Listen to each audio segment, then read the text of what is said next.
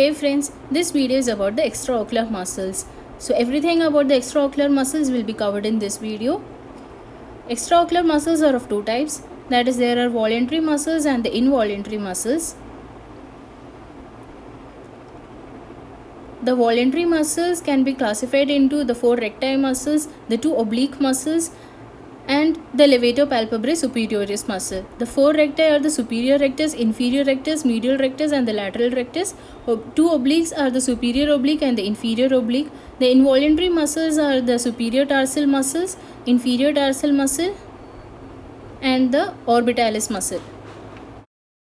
Firstly, we will discuss about the involuntary muscle. Coming to the tarsus superior, the superior tarsal muscle is the deeper portion of the levator palpebrae superioris muscle. It is inserted on the upper margin of the superior tarsus. It elevates the upper eyelid. The inferior tarsal muscle extends from the facial sheath of the inferior rectus and inferior oblique muscle to the lower margin of the inferior tarsus. It possibly depresses the lower eyelid. The orbitalis bridges the inferior orbital fissure. Its action is uncertain. The orbits are the pyramidal bony cavities situated one on each side of the root of the nose. They provide sockets for the rotatory movements of the eyeballs. They also protect the eyeballs. Now let's have a quick view at the various bones contributing in the formation of the orbit. It is the orbital surface of frontal bone, orbital surface of the greater wing and lesser wing of the sphenoid bone, the orbital plate of ethmoid bone, orbital process of palatine bone, orbital surface of maxilla, orbital surface of zygomatic bone, and the lacrimal bone.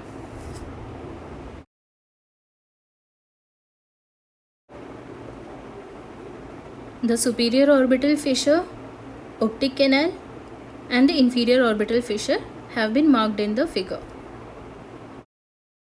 The reason that I introduced you to some of the basic structures of the orbit is that it would be very helpful for us in remembering the origin of the extraocular muscles. So here you can see the superior rectus, medial rectus, inferior rectus, and lateral rectus originating from the tendinous ring of Zinn.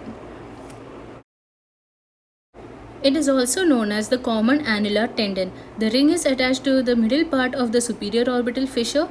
The lateral rectus has an additional small tendinous head which arises from the orbital surface of the greater wing of the sphenoid bone lateral to the tendinous ring.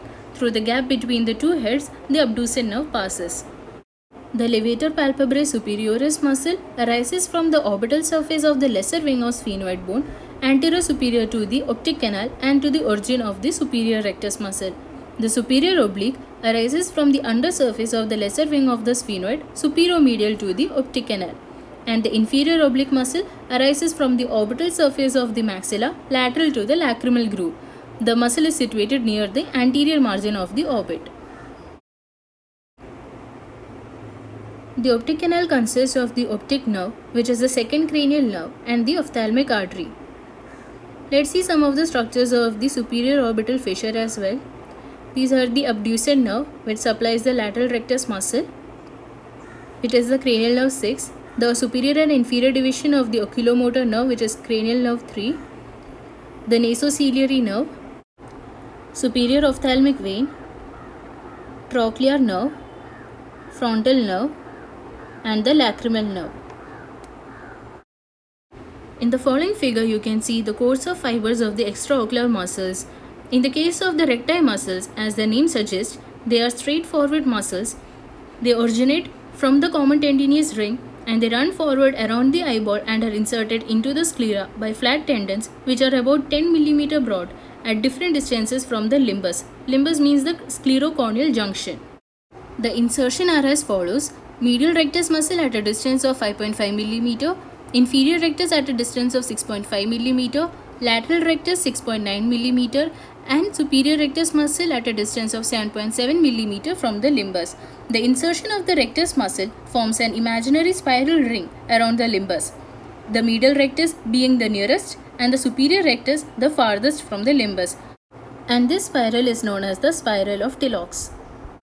In the case of superior oblique muscle, its fiber runs forwards to the trochlea, which is a cartilaginous ring at the upper and inner angle of the orbit, and having threaded through this, it becomes tendinous. The tendon changes its direction completely and runs backwards and sideways over the globe and under the superior rectus to attach itself above and lateral to the posterior pole. The action of the muscle is thus determined by the oblique direction of its tendon after it has left the trochlea. The inferior oblique maintains a similar direction throughout its course after its origin from the orbital surface of the maxilla lateral to the lacrimal groove. It passes laterally upwards and backwards below the inferior rectus and then deep to the lateral rectus. The inferior oblique is inserted close to the superior oblique a little below and posterior to the superior oblique. The levator palpebrae superioris muscle inserts into the eyelid skin, the superior tarsus and the conjunctival sac. It elevates the upper eyelid. The nerve supply of the extraocular muscle can be remembered by the mnemonic SO4, LR6 and all the rest are supplied by 3. It means that superior oblique is being supplied by the 4th cranial nerve, that is the trochlear nerve. Lateral rectus is being supplied by cranial nerve 6, that is the abducens nerve.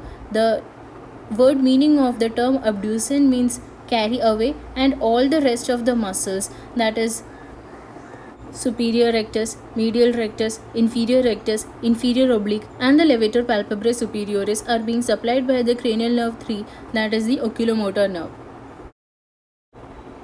The extraocular muscles rotate the eyeball around the vertical, horizontal and the antero-posterior axis. I have got a separate video for only the terminologies of the ocular movements. Please do watch that after this video. The link will be provided in the description. So the medial and lateral rectus muscles are almost parallel to the optical axis of the eyeball. So they have got only the main action, that is adduction and abduction. While the superior and inferior rectus muscle makes an angle of 23 degree and reflected tendons of the superior and inferior oblique muscles make an angle of 51 degree with the visual axis in the primary position. So they have subsidiary actions in addition to the main action. Here you can see the action of the superior rectus muscle. Its primary action is elevation only, that is the upward movement of eyeball along the horizontal or the transverse axis.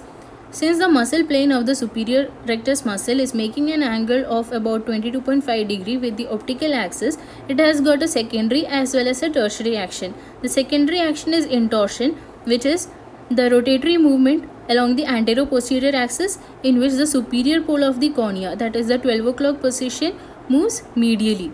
And the tertiary action is adduction. Adduction means the medial rotation or the inward movement of the eyeball along the vertical axis. Similarly, in the case of inferior rectus, the primary action is depression, that is downward movement along the horizontal axis. Secondary action is extorsion, that is the rotatory movement along the antero-posterior axis in which the superior pole of cornea turns laterally. And the tertiary action is adduction, that is the inward movement of eyeball along the vertical axis. The medial rectus muscle and lateral rectus muscle have got only their primary action as adduction and abduction respectively. Adduction means the inward movement of eye along the vertical axis and abduction means the outward movement of eye along the vertical axis. In the case of superior oblique muscle, as already discussed, the muscle plane makes an angle of about 51 degree with the optical axis, and it has a peculiar insertion as well into the posterior pole between the insertion of superior rectus and lateral rectus. So the primary action is intorsion, that is the superior pole of the cornea moves medially along the antero-posterior axis. Secondary action is depression, that is downward movement along the horizontal axis, and tertiary action is abduction, that is outward movement along the vertical axis. Similarly, in the case of inferior oblique, the primary action is extorsion, that is the superior pole of the cornea 12 o'clock point moves laterally along the antero-posterior axis. Secondary action is elevation, that is upward movement along the horizontal axis, and tertiary action is abduction, that is outward movement along the vertical axis. Here is a diagram to sum up all the actions of the extraocular muscle. The medial rectus helps in adduction, the lateral rectus helps in abduction, the inferior oblique muscle has got 3 actions, that is abduction, extorsion and elevation. The primary action is extorsion. The superior rectus has got the primary action elevation, intorsion and adduction as the secondary and tertiary actions. Inferior rectus, the primary action is depression. It also helps in adduction and extorsion. The superior oblique muscle primary action is to intort the eye. It also helps in abduction and depression. See, if you want to depress the eye, then the inferior rectus and superior oblique muscle will be working synergistically. That is, synergists are the muscle having similar primary action in the same eye. Thus, inferior rectus and superior oblique can be referred to as the synergistic depressors of the eye. Antagonists are the muscles having opposite actions in the same eye. For example, medial and lateral recti, superior and inferior recti, and superior and inferior obliques are antagonists to each other in the same eye. Yoke muscles or the contralateral synergist refers to the pair of muscles, one from each eye, which contract simultaneously during version movements. See, if you want to look towards your right side, then you have to contract your right lateral rectus and the left medial rectus simultaneously, and these are known as the yoke muscles. The contralateral antagonists are the pair of muscles, one from each eye, having opposite action. For example, the right lateral rectus and the left lateral rectus.